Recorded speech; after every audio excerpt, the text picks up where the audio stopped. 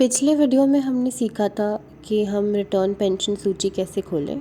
तो हम उसी तरह राजसमंद में जाके भीम ब्लॉक में जा रहे हैं और इस वीडियो से हम ये सीखेंगे कि जो अलग अलग कारण दिए हुए हैं उनका मतलब क्या है।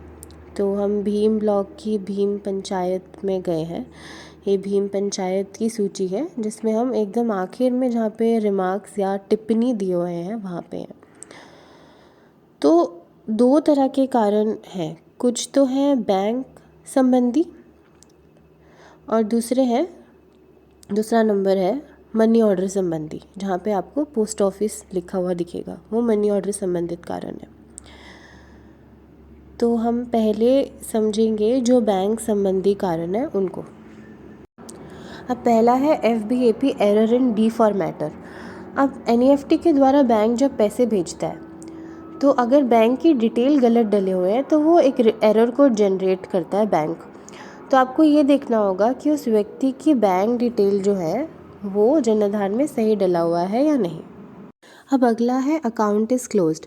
तो यहाँ पे आपको ध्यान रखना होगा कि दो चीज़ें हो सकती है। पहला तो व्यक्ति की मृत्यु हो गई और परिवार वालों ने खाता बंद करवा दिया जिस वजह से क्लोज लिखा है, तो लेकिन उन्होंने पंचायत समिति में सूचना नहीं दी, तो उस केस में आप उस व्यक्ति का मृत्यु प्रमाण पत्र ले लीजिए। दूसरा हो सकता है कि खाते की डिटेल में कुछ गड़बड़ है, तो वो एक सिचुएशन हो सकती है। तो अब अगर आगे जाएं तो आप देखेंगे कि दो और कारण दिए हुए हैं, operation suspended, account does not exist. अब इन सब कारणों में भी खाते के डिटेल गलत हो सकते हैं। तो खाते जो यहाँ पे आपको हर केस में R0 R01 ऐसे दिख रहा होगा, तो R का मतलब तो रिटर्न है। तो आप क्या करिए कि उस व्यक्ति का आधार कार्ड, जन आधार कार्ड और बैंक की डायरी, ये 3 डॉक्यूमेंट आप ले लीजिए और आप देखिए कि जो उनका खाता है वो चालू है कि नहीं है, और वो जो चालू वाला खाता है वो जन आधार से जुड़ा हुआ है या नहीं जुड़ा हुआ। तो हर केस में, बैंक से संबंधित हर केस में ये जानना ज़रूरी है कि वो चालू खाता जन आधार से जुड़ा है या नहीं जुड़ा है, जो आप ई मित्र के माध्यम से देख सकते हैं।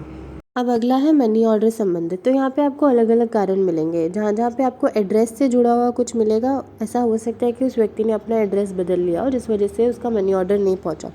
जहाँ पे डेथ लिखा है वहाँ पे भी आपको पता करना पड़ेगा कि सच में मृत्यु हुई है या नहीं, और अगर हुई है तो आप उसका मृत्यु प्रमाण पत्र ले लीजिए।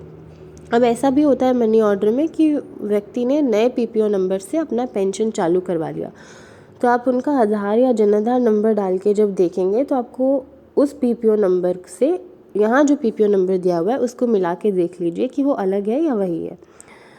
तो अगर अलग है तो इसका मतलब ये वाला PPO नंबर हमको बंद करवाना पड़ेगा क्योंकि दूसरे से चालू है। और अगर वो व्यक्ति ज़िंदा है और उसका दूसरा PPO नंबर भी चालू नहीं है तो फिर हमको उसकी मदद करनी होगी और उसका बैंक की डिटेल लेके उनके बैंक में हमको पेंशन चालू करवानी पड़ेगी। अब आगे कुछ केस है, double pension sanction, double MO का मतलब है डबल मनी ऑर्डर। तो यहाँ पे हो सकता है कि सच में 2 पेंशन हो अलग अलग PPO से, तो आपको ये देखना होगा कि उनके जन आधार से कौन सा PPO जुड़ा हुआ है। तो हर व्यक्ति से जब भी आप मिल रहे हैं तो उनके 3 डॉक्यूमेंट का फ़ोटो आप ज़रूर लें, आधार कार्ड, जन आधार कार्ड और उनके बैंक की डायरी। इससे आप बाद में भी उनके कारण को समझ सकते हैं।